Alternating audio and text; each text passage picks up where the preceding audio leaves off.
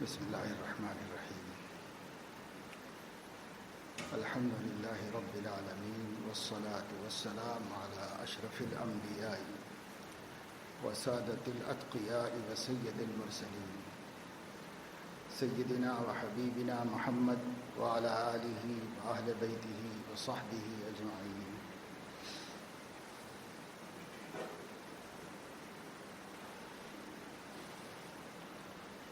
أما بعد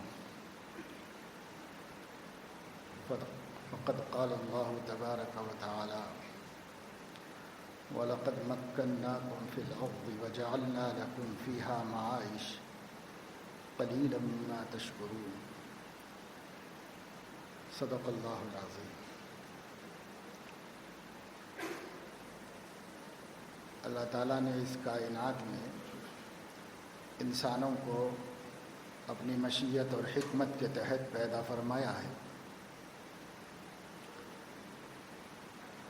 روئے زمین پر ہم سے پہلے جنات رہتے تھے اور ان سے پہلے فرشتے رہتے تھے. یعنی جب یہ کائنات ارضی بنائی گئی تو فرشتوں سے بسائی گئی، پھر اللہ نے انہیں ہٹا کر جنات کو بسایا اور جنات کو ہٹا کر انسانوں کو بسایا. اور انسانوں کو بسانا اصل مقصد ہے. اسی وجہ سے اس مقصد کی تکمیل کے بعد اس کائنات کو اللہ رب العزت خود ہی ختم فرما دیں گے. جب تک ہم اس دنیا کے اندر ہیں، کچھ ہماری فطری ضرورتیں ہیں اور کچھ ہم سے مذہبی مطالبے و تقاضے ہیں. جو ہماری فطری ضرورتیں ہیں وہ اللہ تعالیٰ نے اسی دنیا میں رکھ کر اس کو برتنے، استعمال کرنے اور فائدہ اٹھانے کے طریقے سکھا دیے.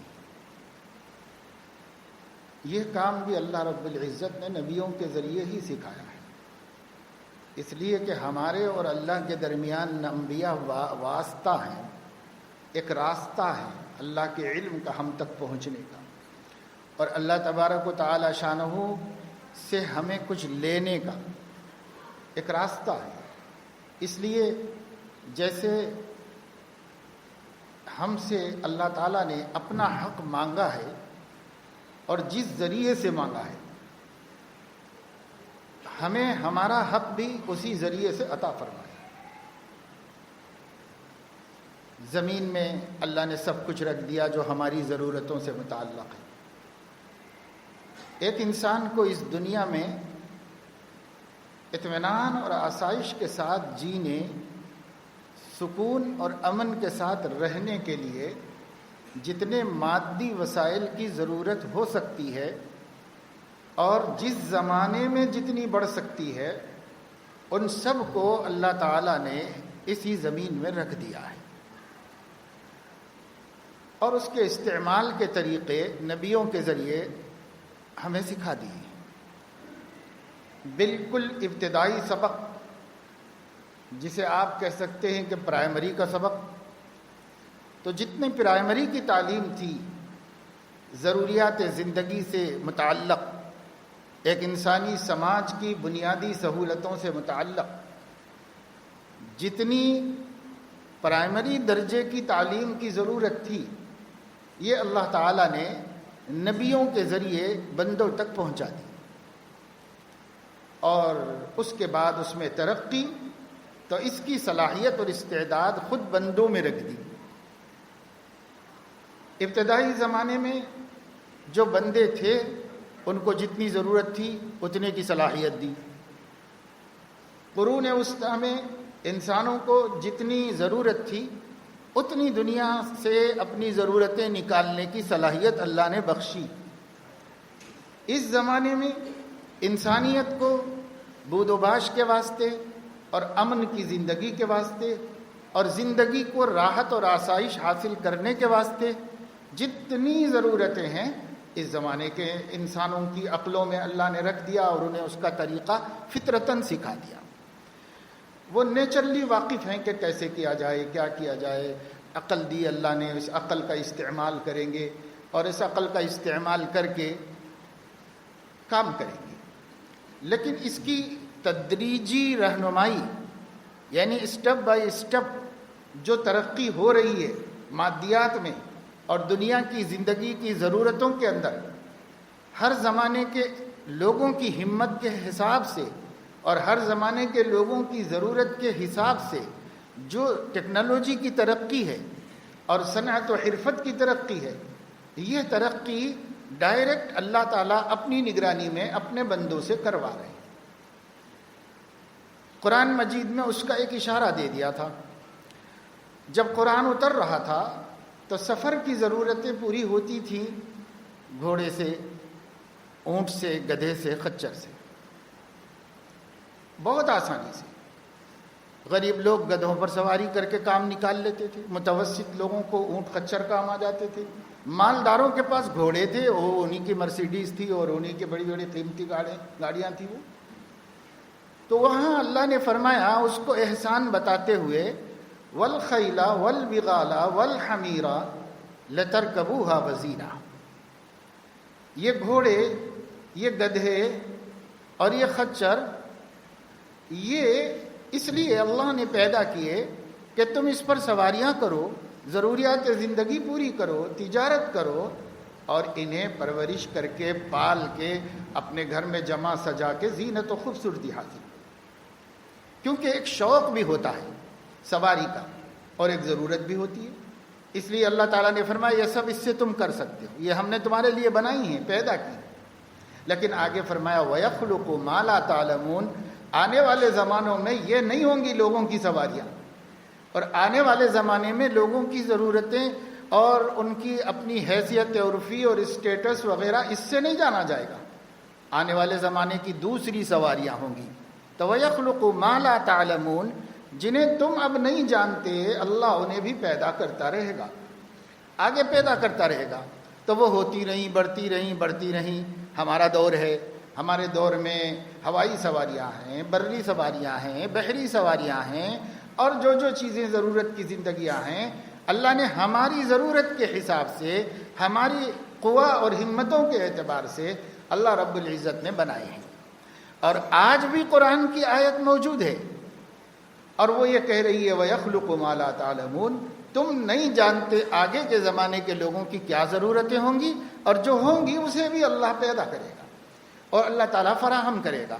جب وہ رب ہے تو مربوب کے لیے، یعنی زیر تربیت لوگوں کے لیے تربیت کا انتظام کرنا، ضروریات کا تکفل کرنا اس رب کی ذمہ داری ہے۔ وہ رب اپنا کام آدم علیہ السلام سے لے کر اب تک کر چکا ہے بہت عمدہ طریقے پر، اور وہی رب آج کر رہا ہے اور وہی رب آگے بھی کرتا رہے گا۔ اللہ تعالیٰ یہ کام کرتا رہے گا، چاہے کوئی کرے نہ کرے، اللہ اپنی مخلوق سے کرا کر رہے گا۔ یہ ایک بات قرآن میں فرمائی گئی۔ دوسری بات یہ فرمائی گئی کہ وَلَقَدْ مَكَّنَّاكُمْ فِي الْأَرْضِ، ہم نے تمہیں زمین میں بسایا ہے، وَجَعَلْنَا لَكُمْ فِيهَا مَعَائِشَ، اور تمہارے لیے اس زمین میں تمہاری حسن عیش کی ضروریات رکھ دی ہیں۔ وَجَعَلْنَا لَكُمْ فِيهَا مَعَائِشَ، عیشت یعنی زندگی کی ضرورتیں، زندگی کی سہولتیں، زندگی کی راحتیں ہم نے زمین میں رکھ دی ہیں۔ قلیل ما تشکرون، مگر بہت تھوڑے بندے ہیں جو ہماری اتنی بڑے احسان کا شکر گزار ہوتے ہیں اور ان نعمتوں کا شکریہ ادا کرتے ہیں۔ نعمتوں کا شکریہ دو طرح ہے۔ ایک تو یہ ہے کہ جو نعمتیں اللہ نے ہمارے لیے دی ہیں ان نعمتوں کو ہم اپنے لیے قابل استعمال بنائیں اور خود استعمال کریں، خدا کے دوسرے بندوں کو اس سے فائدہ پہنچائیں، یہ ایک شکر ہے۔ دوسرا شکر یہ ہے کہ اس کی بندگی میں کوتاہی نہ کریں، 5 مرتبہ زمین نیاز جھکائیں اور اس کے سامنے بندگی اور عجز اور اس کے احسان مند ہونے کا اظہار کریں، اور رمضان آ جائے تو مہینہ بھر روزے رکھ کر اس کا شکریہ ادا کریں، مال جمع ہو جائے تو زکوٰۃ ادا کر کے اس کا شکریہ ادا کریں، اور جمع ہو جائے تو اس کی بارگاہ میں حاضری دے کر بیت اللہ کی زیارت کر کے اور کچھ مقامات پر حاضری دے کر کے اور بڑا شکریہ اس کا ادا کریں، اور آپس میں سماج میں کوئی کسی کے لیے تکلیف دہ نہ بنے اور کوئی کسی کی اذیت کا سبب نہ بنے، یہ کر کے اس کا شکریہ ادا کریں۔ بس شکریہ ادا کریں اللہ تعالیٰ کا، عمل سے، علم سے، اخلاق سے، ہر اعتبار سے اللہ کے شکر گزار ہوں۔ زبان سے بھی الحمدللہ کہیں۔ باراللہ اگر آپ نہ دیتے تو کیا ملتا ہم کو؟ سب آپ کا دیا، سب کا آپ کی عطا ہے، ہم آپ کے شکر گزار ہیں۔ تو صرف زبان سے نہیں، زبان سے بھی کریں، اور اس کے ساتھ ساتھ یہ پورے بدن کو اور جتنی نعمتیں خارج میں دی گئی ہیں ان سب نعمتوں کو اللہ کی بندگی کا وسیلہ بنا دیں، اللہ کے شکر کا ذریعہ بنا دیں، اس سے اللہ کو خوش کر لیں۔ صحیح استعمال کریں گے اللہ خوش ہو جائے گا، غلط استعمال کریں گے اللہ ناخوش ہوگا۔ آپ نے بچے کو ایک موٹر سائیکل دلائی یا کار دلائی، اب اگر وہ اس کو لے کے جا کے پڑھ رہا ہے اور اچھی تعلیم حاصل کر رہا ہے اور بڑی بڑی ڈگریاں لا رہا ہے، یا دکان جا رہا ہے اچھی تجارت کر کے کما کے بتا رہا ہے وغیرہ، جس غرض سے آپ نے دی ہیں، تو آپ خوش ہوں گے۔ آپ کہیں گے میرے بچے نے میرے مدد کرنے کی اور میرے انعام دینے کا صحیح حق ادا کیا۔ لوگوں کے سامنے فخر سے ذکر کریں گے، خوشی کا اظہار کریں گے۔ بچے سے بھی کہیں گے کہ بیٹا میں تجھ سے بہت خوش ہوں کہ تو نے میری نعمت کا صحیح فائدہ اٹھایا۔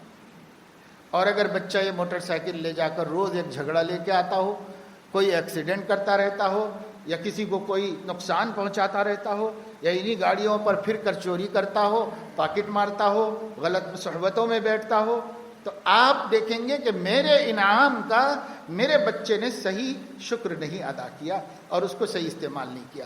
اب آپ کا دل دکھی ہو جائے گا، آپ کا جی چاہے گا کہ چھین لوں میں اس سے یہ نعمت، کیوں دوں میں اس کو یہ نعمت جو میری ذلت کا سبب بنتا ہے، جو میرے دکھ کا سبب بنتا ہے، اسے کیوں یہ نعمت دوں میں؟ میرے دوستو عزیزو، جس طرح ہمارا یہ دل ہے اور جس طرح ہم اس کو اچھا اور اس کو برا سمجھتے ہیں، جیسے ہم چاہتے ہیں کہ ہمارے چھوٹے ہماری نعمتوں کا صحیح استعمال کر کے ہمیں خوش کر دیں اور غلط استعمال کر کے ہمیں ناراض نہ کریں، اسی طرح ہمارا مالک، ہمارا آقا، ہمارا پروردگار ہمیں کروڑوں نعمتیں دیتا ہے، انگنت اور بے حساب نعمتیں دیتا ہے، پر وہ بھی یہی چاہتا ہے کہ میرے بندے میری نعمت کو میرے خوش کرنے کے لیے استعمال کریں، میرے بندے میری ان نعمتوں کا میری رضا کے واسطے استعمال کریں، میری بغاوت کرنے اور میرے نافرمانی کرنے یا میرے نافرمانوں کو خوش کرنے کے لیے استعمال نہ کریں۔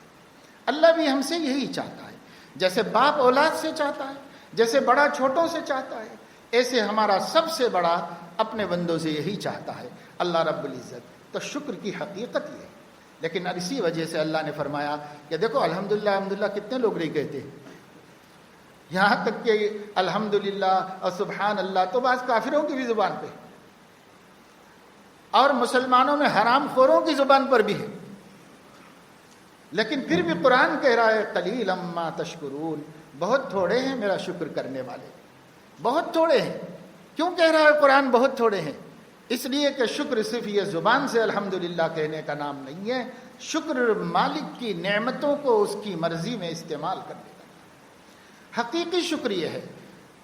اس کو میں آنکھ اللہ نے دی ایسے استعمال کرو کہ اللہ خوش ہو جائے، زبان اللہ نے دی ایسے استعمال کرو کہ اللہ خوش ہو جائے، کان اللہ نے دیے ایسے استعمال کرو کہ اللہ خوش ہو جائے، ہاتھ پیر جتنے بھی اعضاء ہیں ان کا استعمال، دل کا دماغ کا استعمال، پھر اپنے باہر میں آؤ، اللہ نے لباس دیا، اللہ نے روزی دی، اللہ نے مکان دیا، اللہ نے سواری دی، اللہ نے بیوی دی، اللہ نے بچے دیے، اللہ نے صحیح ماں باپ کا سایہ دیا، اللہ رب العزت نے بھائی بہنوں کی طاقت دی، اللہ تعالیٰ نے فیملی اور برادری کی قوت عطا فرمائی، اور اللہ تعالیٰ نے کاروبار دیا، تجارت، زراعت، جو بھی راستہ دیا ہو اللہ نے دیا۔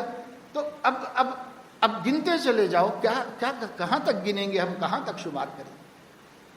ہمارا ایک ایک رونٹا ایک نعمت ہے، ہمارے بدن کا ایک ایک روحاں ایک ایک نعمت ہے اللہ تعالیٰ کی، ہر ایک کا کوئی فائدہ ہے ہمارے جسم میں، اس کے ہونے کا فائدہ ہے اور اس کا نہ ہونا نقصان دہ ہے۔ اللہ تعالیٰ کی ہر چیز نعمت ہے، زمین کا ہر ذرہ نعمت ہے، ہم نہیں کہہ سکتے کہ مٹھی بھر مٹی اٹھائیں اور کہیں کہ ایک چٹکی کم ہو جائے تو کیا ہوگا ہمارا نقصان، لیکن اگر آپ حقیقت کے اندر گہرائی میں جا کر دیکھو تو ہمارا نقصان۔ آپ سمندر سے ایک چلو پانی اٹھائے اور کہیں کہ اگر اتنا ختم ہو جائے، نہ ہو دنیا میں، تو کیا نقصان ہے انسانیت کا، لیکن انجام کار دیکھو تو وہ ایک چلو میں جتنے قطرے ہیں ان کا نہ ہونا بھی ہمارے لیے نقصان ہے۔ ہر چیز جو اللہ نے رکھی ہے ہمارے فائدے کی ہے، اور جو اللہ تعالیٰ نے نہیں رکھی ہے وہ ہمارے لیے نقصان دہ ہے۔ اور جو چیزیں نقصان دہ نظر آ رہی ہیں ان کا ہونا بھی انجام کے اعتبار سے ہمارے لیے نفع کا ہے۔ آدمی سوچے کہ سانپ کے رہنے سے کیا فائدہ، جس کو ڈستا ہے مر جاتا ہے، شیر کے ہونے کے کیا فائدہ، چیر پھاڑ کے کھا جاتا ہے، تو بے فائدہ ہی سمجھے گا عام انسان۔ لیکن کائنات کے ماہرین سے پوچھو، انسانوں ہی سے، وہ بتا دیں گے کہ کائنات میں ان مخلوقات کا ہونا اس دنیا کے نظام کا ایک حصہ ہے، اگر یہ نہ ہو تو سسٹم فیل ہو جائے۔ دنیا میں ماہرین بتا دیں گے، اور قرآن حدیث تو سب بتاتے ہیں، قرآن حدیث نے تو کھول کھول کے بتا ہی دیا ہے۔ تو میرے عزیزو دوستوں، میں یہ بتانا چاہ رہا ہوں خاص طور سے نوجوانوں کو کہ اللہ فرما رہے ہیں کہ روئے زمین پر میں نے تم لوگوں کو بسایا ہے اور تمہاری زندگی کی ضرورتیں اس کے اندر رکھ دی ہیں، لیکن میں نکال کے میرے فرشتوں سے تمہارے منہ میں لا کے نہیں رکھوں گا، اسے تمہیں خود نکالنا ہے، اسے تمہیں خود نکالنا ہے اور تمہیں خود اس سے فائدہ اٹھانا ہے۔ دے گا زمین ہی میں سے اللہ غلہ، لیکن تمہیں ہل چلانا ہے، زمین کو نرم کرنا ہے، بیج ڈالنا ہے، پانی سے اس کو سینچنا ہے، اور پھر انتظار کرنا ہے۔ دنیا کی کوئی طاقت نہیں دے گی، اللہ ہی دے گا تمہارے ان دانوں کے عوض، ایک دانے کے عوض 700 دانے۔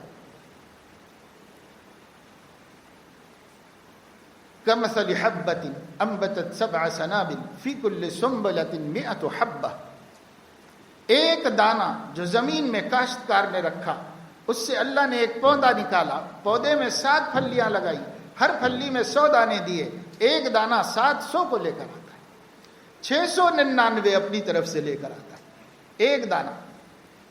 یہ دیں گے تو ہم، اور یوں تم زمین کھود کے چلے جاؤ 10 کلومیٹر تک بھی زمین میں سے ایک دانہ بھی نہیں ملے گا، لیکن میں نے جتنی کوشش بتائی ہے اتنی کوشش کر لو، زمین کو نرم کرو، ہل چلاؤ، ٹریکٹر چلاؤ، دانہ ڈالو، برابر کر دو، پانی سے سینچ دو، انتظار کرو، یہی ایک دانہ 700 دانے لے کر تمہارے سامنے کھڑا ہوا ہوگا اور تمہیں اپنے خدا کے وجود کی دلیل بنا ہوا ہوگا۔ اسی کو دیکھ لو تم، اللہ رب العزت ایک گٹھلی زمین میں ڈالو، بس اتنا تم کرو، کوپل نکل آئے گا، ذرا بکریوں سے بچا لو، گرم سرد ہواؤں سے بچا لو، اور اس کی تھوڑی سی نگہداشت کر لو۔ وہ جب اپنی ساق پر کھڑا ہو جائے، یعنی وہ اپنے پیڑ پہ کھڑا ہو جائے، بس اس کے بعد تمہارا کام ختم۔ اب مجھے دیکھو، میں اس کو پتیاں دوں گا، پھول دوں گا، پھل دوں گا، اور پورے درخت کو آموں سے لدا ہوا تمہارے لیے پیش کر دوں گا۔ ایک دو نہیں، ایک ایک درخت کے اوپر کئی ہزار آم نکلیں گے، اور ایک گٹلی سے 20 25 30 50 سال تک آدمی کھاتا رہے گا۔ اللہ تعالیٰ عطا فرماتے رہیں گے، اللہ تعالیٰ کے ہاں کوئی کمی تو نہیں۔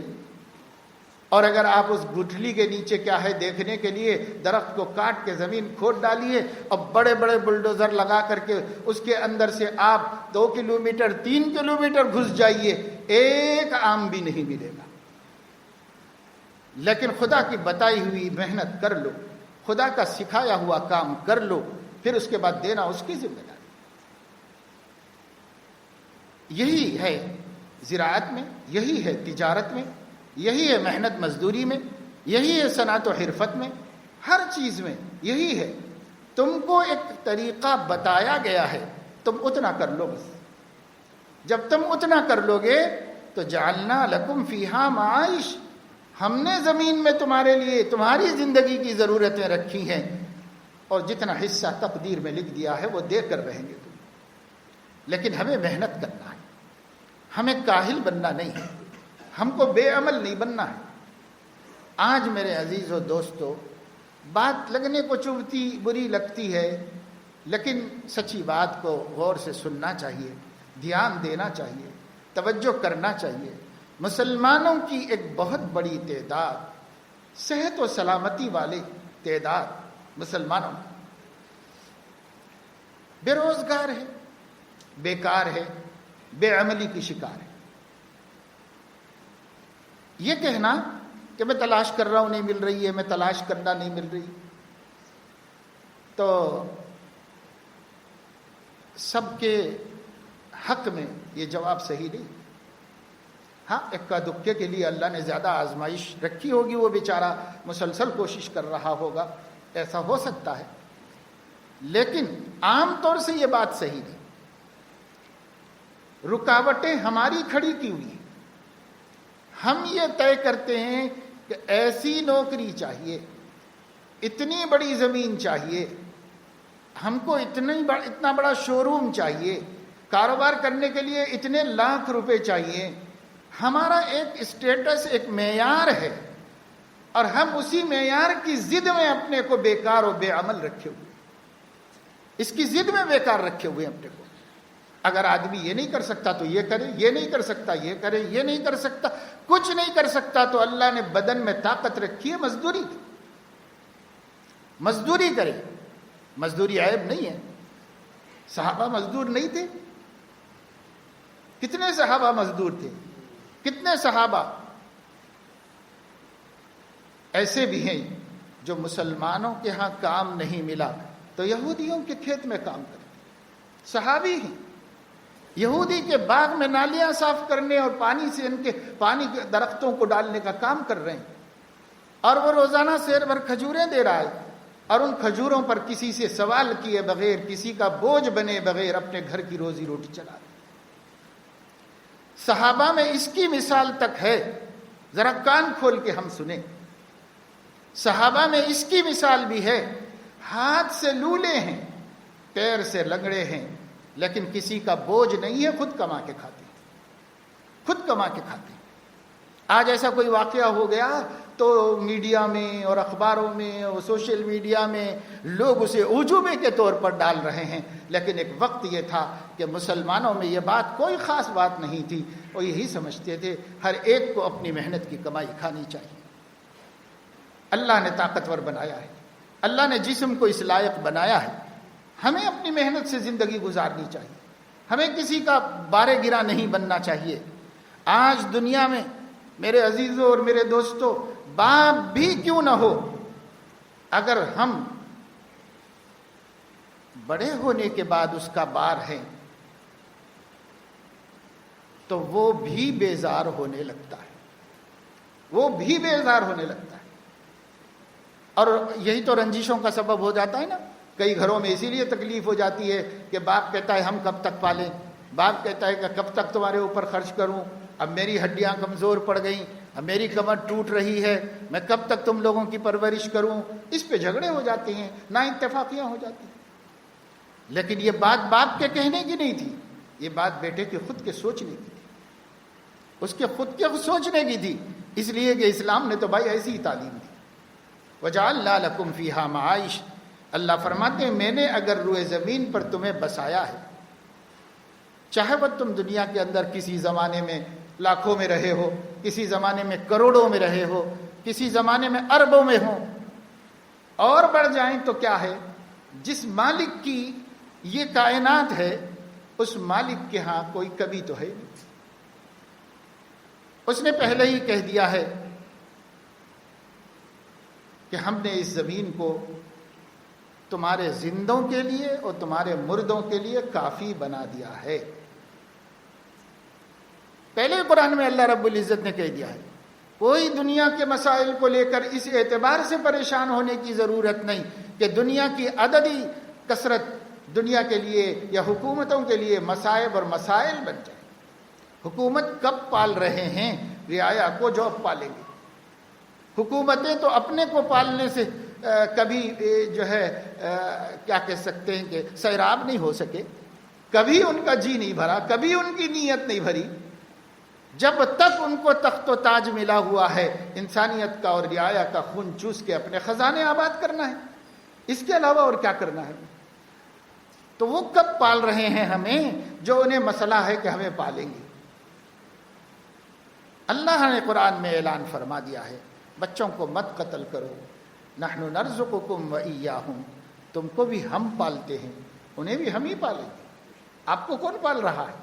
جو اب موجود ہیں، جو اپنے بچوں کے ذریعے سے دنیا کی آبادی بڑھنا نہیں دینا چاہتے ہیں، ان کو کون پال رہا ہے؟ کیا ان کو کوئی مخلوق پال رہی ہے یا انہیں کوئی حکومت پال رہی ہے؟ اللہ تعالیٰ فرما رہے نحن نرزقکم، تم کو بھی ہم روزی دے رہے ہیں، وإیاہم، آگے ہمارے حکم سے قدرت سے جتنے آئیں گے سب کو ہم دیں گے، ہم دیں گے۔ اور رہ گیا رہیں گے کہاں، بسیں گے کہاں؟ دنیا تو اتنی ہے نا، اور بڑی تو نہیں ہو رہی، بلکہ قرآن کے مطابق گھٹ رہی ہے، دنیا سمٹ رہی ہے، بڑھ کہاں رہی، پھیل نہیں رہی ہے۔ قرآن خود کہتا ہے کہ ہم جانتے ہیں زمین کے سمٹنے کو، کہ زمین کس طریقے سے سمٹ رہی ہے، اللہ تعالیٰ جانتے ہیں۔ اور اللہ تعالیٰ زمین کو خود سکڑوا رہے ہیں، محدود کر رہے ہیں، اللہ خود کر رہے ہیں، تو اللہ جانتے ہیں۔ پھر بھی اللہ رب العزت فرما رہے ہیں الم نجعل الارض کفاتا احیاء وامواتا، کیا ہم نے زمین کو زندوں اور مردوں دونوں کے لیے کافی نہیں بنا دیا؟ اس میں جتنے مردے ہیں اسی میں ہیں، اسی میں رہیں گے، وہ جل کے راکھ بنے ہوں، چاہے وہ دفن کر کے خاک بنے ہوں، جو بھی ہیں وہ اسی میں ہیں، کہیں نہیں گئے، سب اسی زمین میں ہیں، اسی زمین سے پیدا کیے گئے تھے، اسی زمین میں لوٹا دیے گئے ہیں، اور جو زندہ ہیں وہ بھی اسی میں ہیں۔ کسی زمانے میں چھوٹے چھوٹے شہر، چھوٹی چھوٹی آبادیاں تھیں، اس زمانے اور بڑی ہوئی اور بڑی ہوئی اور بڑی، آج دنیا آباد ہے، بڑے بڑے شہروں سے، بڑے بڑے قریوں سے، دیہاتوں سے دنیا آباد ہے، لیکن پھر بھی ابھی اتنی جگہ ہے اس دھرتی کے اوپر کہ اتنے اور لوگ پیدا ہو جائیں تو جی سکتے ہیں زمین کے اوپر۔ کیا پریشانی ہے؟ اور کیا یہ اللہ کا نظام نظر نہیں آ رہا ہے؟ جیسے وہ آگے نئے لوگوں کو بھیج رہا ہے، پرانے لوگوں کو زمین کے نیچے بھی تو کر رہا ہے، کہ جو بوڑھے ہوتے جا رہے ہیں وہ زیر زمین ہے، اور جو پیدا ہوتے جا رہے ہیں وہ زمین کے اوپر ہے۔ ایک سسٹم ہے اللہ کا، چل رہا ہے، چلتا رہے گا، اس میں کسی کو کیا پریشانی ہے؟ تو اصل مسئلہ یہ نہیں ہے، اصل مسئلہ یہ ہے اللہ نے بیکار رہنے کو ممنوع قرار دے دیا، اللہ نے روزی روٹی کے لیے ہاتھ پیر مارنے کا حکم دیا، حمالی کرو، مزدوری کرو، رکشہ چلاؤ، آٹو چلاؤ، چھوٹی موٹی چیزیں، سبزی پھول ترکاری لا کر بیچو، ٹھیلا بنڈی پر ڈال کر گلی گلی پکار کر لے جا کر کے بیچو، سائیکل پر باندھو، اپنے بدن پر اٹھا کے لے جاؤ، اور کرنے والے نہیں کر رہے ہیں ہماری آنکھوں کے سامنے، کتنے لوگ کر رہے ہیں۔ ہم دیکھتے ہیں کہ یہاں حیدرآباد میں ملک کے مختلف علاقوں سے لوگ آتے ہیں اور ہر مشکل کام وہی کر رہے ہیں، وہ بھی ایک انسان ہے، ہر مشکل کام کر رہے ہیں۔ میں ہائی ویز پہ جاتا ہوں، اکثر سفر میں رہتا ہوں، تو دیکھتا ہوں کہ جو ہے بڑی بڑی ہائی ویز کے اوپر کہیں کسی ڈھابے کے پڑوس میں، یا کسی مسجد کے سائے میں، یا کسی مندر کے بازو، یا کہیں بھی کسی بھی سہارے کو لے کر کے پنکچر کی دکانیں کھولے گئے، چھوٹا سا کھوکا ہے ڈبہ، ہر خطرہ وہاں پر موجود ہے، لیکن ان سب خطروں کے باوجود بھئی ایک ذریعہ ہے، ہمیں یہ ذریعہ سمجھ میں آیا ہے، یہاں پر پڑے ہوئے ہیں، اور آنے جانے والی سواریوں کو بنانا، درست کرنا، ان کے پنکچر بنانا، اور یہاں سے کما رہا ہے، اور اپنے وطن میں بھیج کر کے اپنے وطن میں بچوں کو پڑھا رہا ہے، اپنی ماں کو چھیکے چننے سے بچا رہا ہے، اپنے بوڑھے باپ کو مزدوری کرنے جانے سے روک رہا ہے، اور یہاں سے کما کے بھیج رہا ہے۔ اگر وہ کما سکتا ہے تو حیدرآباد کا کیوں نہیں کما سکتا؟ حیدرآباد کا بھی کما سکتا ہے، وہ کام اس کو کرنا آتا ہے، آپ کو بھی آ سکتا ہے، لیکن فرق یہ ہے کہ وہ عزت سے بھیک مانگے بغیر کما کے کھانا چاہتا ہے، اور ہم اپنے باپ کا بوجھ بن کر کے رہنا چاہتے ہیں۔ ہمارے ہاں یہ کہتے ہیں کہ چاہے ہم لٹ جائیں لیکن ہماری انا متاثر نہ ہو، ہماری شان متاثر نہ ہو، یہ ہم سوچتے ہیں۔ اس نے ہمیں برباد کر دیا، اس نے ہمیں تباہ کر دیا۔ آج جو ہے کاریگروں کی ضرورت ہے، بڑھئی کتنا کماتا ہے، آپ ایک بڑے کی زندگی کو دیکھیے اور اس کی کمائی کو دیکھیے. کارپینٹر کہتے ہیں نا بڑائی کو, تو بڑائی کتنا کماتا ہے. اب پینٹر کتنا کماتا ہے. اس کا کام صرف جو ہے کلر کرنا ہے, گھروں میں گتا لینا اور کلر کر کے دینا ہے. وہ کتنا کما رہا ہے. اور آپ یہ دیکھیں کہ الیکٹریشین کتنا کماتا ہے, اے سی الیکٹریشین کتنا کماتا ہے, موٹر میکینک کتنا کماتا ہے. وہ کما سکتا ہے. اگر دیانت دار ہو تو ایسے لوگوں کے تو پیچھے لوگ پھرتے ہیں. اگر کاریگر دیانت دار ہو تو لوگ اس کے گھر آ کے خوشامد کر کے اپنی قیمتی لاکھوں کی کروڑ کی کار میں بٹھا کے لے جاتے ہیں. ایک معمولی سا آدمی اس میں بیٹھا ہوا ہے, کائے کے لیے بیٹھا ہوا ہے صاحب؟ نہیں صاحب کاریگر ہے, ہمارے الیکٹریشین کی ضرورت ہے, گھر میں پلمبر کی ضرورت ہے, تھوڑا سا پائپ ٹوٹ گیا ہے, تھوڑا سا نقصان ہو گیا ہے, تو اس نے خریدی ایک کار 1.5 کروڑ میں, اور اس میں بٹھا کے لے جا رہا ہے ایک فقیر کو. کیوں بھائی؟ محتاج ہے.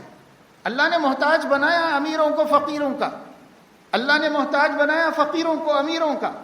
اس کا یہ جو ہے 2 way سسٹم ہے. مالدار نادار کا محتاج ہے اور نادار مالدار کا محتاج ہے. سیٹ صاحب سیل مین کے محتاج ہیں اور سیل مین سیٹ صاحب کی دکان کے محتاج ہیں. اور امیر آدمی ڈرائیور کا محتاج ہے اور ڈرائیور کسی کے ہاں ڈرائیوری کرنے کا محتاج ہے. بڑے بڑے مالداروں کی گھروں کی آرام پسند عورتیں گھر میں ماؤں کی اور ماماؤں کی اور جو ہے کھانا پکانے والوں کی اور صفائی کرنے والوں کی محتاج ہیں. اور یہ بھی محتاج ہیں کہ ان کو کسی کے گھر میں کام مل جائے اور کچھ تنخواہ مقرر ہو جائے. اللہ نے 2 way سسٹم رکھا ہے. ان کو چھوٹوں کا محتاج بنایا, چھوٹوں کو بڑوں کا محتاج بنایا, رئیسوں کو غریبوں کا محتاج بنایا, غریبوں کو رئیسوں کا محتاج بنایا. مالدار ناداروں کے بغیر جی نہیں سکتے اور نادار مالداروں کے بغیر نہیں جی سکتے. ایک سسٹم ہے اور کامیاب سسٹم اللہ تعالیٰ کا ہے. مگر یہ ہے کہ ہر ایک کو اپنا کام کرنا چاہیے. ہم کام نہیں کر رہے. ہم کام کرنے کے لیے ایک مقرر کرتے ہیں, ایسا ویسا ویسا. ارے بھائی, اب آپ 3 سال گزار دیے یہ دیکھ کر کے کہ کم سے کم 30,000 کی تو ملنی چاہیے نوکری, 20,000 کی تو ملنی چاہیے. چلو, تو اس میں آپ نے 3 سال گزارے اور آپ کو مل رہی تھی 10,000 کی نوکری. تو 10,000 کی نوکری کی 3 سال میں کتنے کما لیتے آپ؟ اور اگر ان پیسوں سے یا تو تجارت کر کے 50,000 کمانے کے قابل ہوتے, یا آپ کا یہ ایکسپیرینس اور تجربہ آپ کو آپ کی چاہت والی تنخواہ دلا دیتا. بیکار رہنے کا کیا فائدہ ہوا؟ بیکار رہنے سے تو 2 کوڑی نہیں ملی ہم کو, نہ ایکسپیرینس ملا. آج بڑی بڑی کمپنیوں کے اندر آپ کی ڈگری سائڈ میں رکھو, کب سے کام کرتے ہو, کہاں کہاں کام کیا ہے, یہ پوچھ رہے. تو ایکسپیرینس تو بنتا, اسی کو فائدہ سمجھ لیتے, اسی کو نفع سمجھ لیتے اور کر لیتے. وہ 8,000 کی 6,000 کی ہی صحیح کر لیتے. لیکن نہیں, جب تک وہ ہماری چاہت والی نہیں ملے گی. اس واسطے کہ بھائی جب ہماری ماں بچی کو دیکھنے کے لیے جائے گی تو وہ لوگ پوچھیں گے کیا تنخواہ ہے, اور جب تک ہم بڑی تنخواہ نہیں بتائیں گے کوئی بیٹی دینے کے لیے تیار نہیں ہوگا. لہذا بڑی تنخواہ کی عمریں کھپاتے رہو, خراب کرتے ہو بڑی تنخواہ کے انتظار.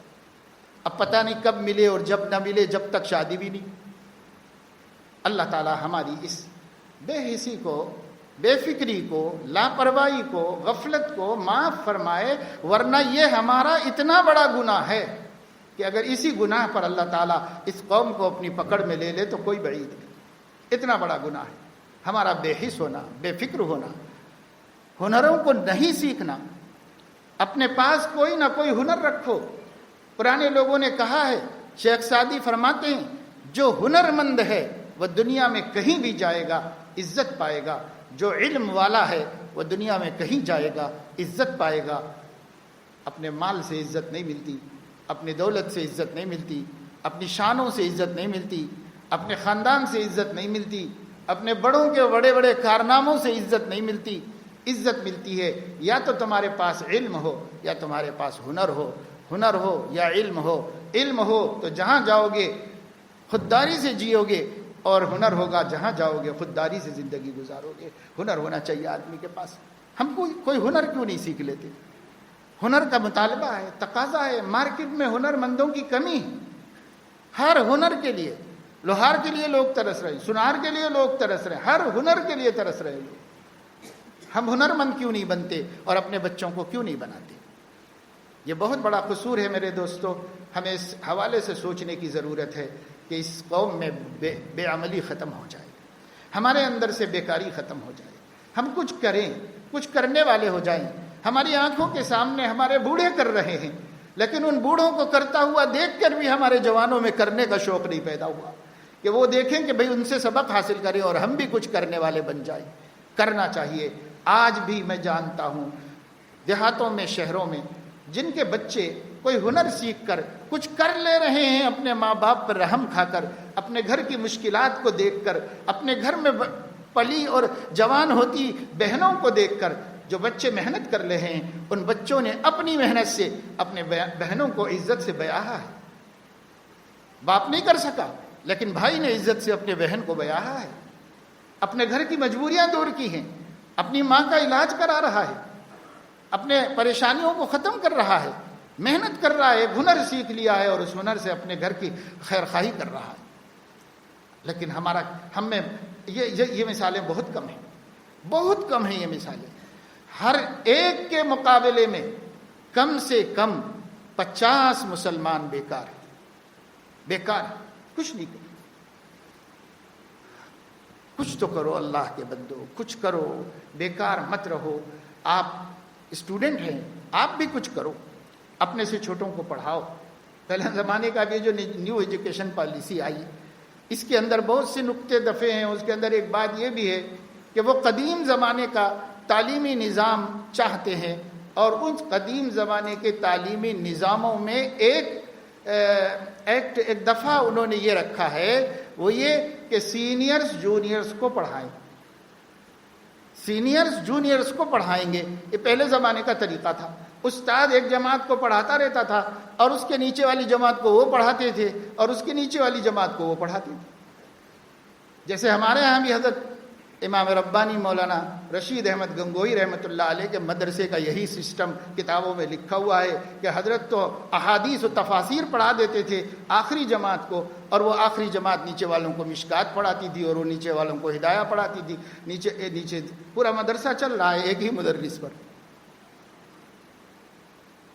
تو ٹیچرز کے شارٹیج کو ختم کرنے کے لیے اس کی بھی سفارش لائی گئی کہ سینئرز جونیئرز کی تعلیم کا بندوبست کریں. ہم یہ سب چیزیں کیوں؟ خود ہمارا ضمیر کہتا ہے کہ اگر میں اب جو ہے گریجویشن کر رہا ہوں, ڈگری کالج میں ہوں, تو میں انٹرمیڈیٹ والوں کو اور ایس ایس سی والوں کو پڑھا کر امتحان کی تیاری کرا کے ان کو کامیاب کرانے کے لیے ایک اچھی محنت کر سکتا ہوں, جس سے میرا علم بھی تازہ ہوگا اور میری اگلی پڑھائی کے لیے بھی مدد ملتی رہے گی, اور کچھ بچے کامیاب بھی ہو جائیں گے اور مجھے ٹیوشن بھی مل جائے گا جو میری فیس کے لیے کام آ جائے گا. ایسا کیوں نہیں سوچ سکتے ہم؟ بیکار پھرتے رہنے اور بار بار فیل ہوتے رہنے اور سالے سال فیل ہوتے رہنے کے کیا فائدہ ہے؟ کیا عزت ہے اس میں؟ کیوں نہیں ہم محنت کر سکتے؟ کیوں نہیں ہم کام کر سکتے؟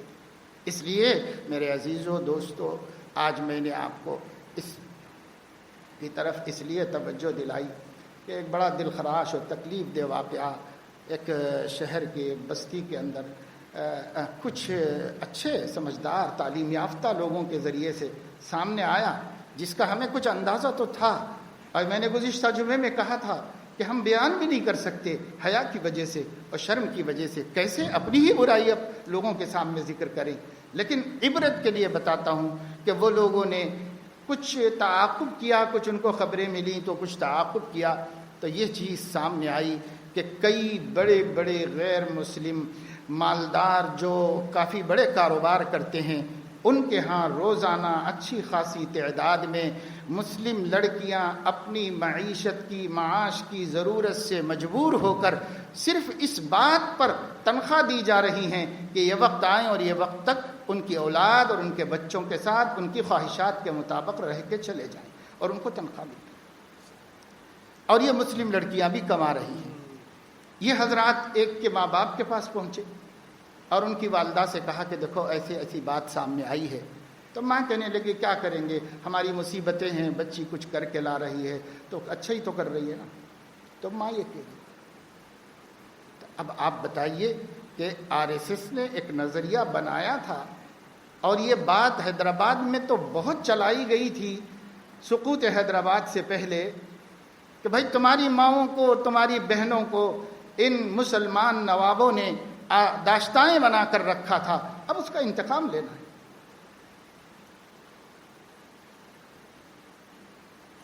اللہ تعالیٰ ہماری قوم کو صرف غصے میں آنے کے بجائے شعور میں آنے کی توفیق عطا فرمائے۔ ہم غصے میں آتے ہیں، ہم جذبات میں بھڑکتے ہیں، ہم ایک چیز کو توڑ پھوڑ کے رکھ کے اس کے بعد سمجھتے ہیں مسئلہ کا حل ہو گیا۔ کچھ بھی نہیں ہوگا اس سے۔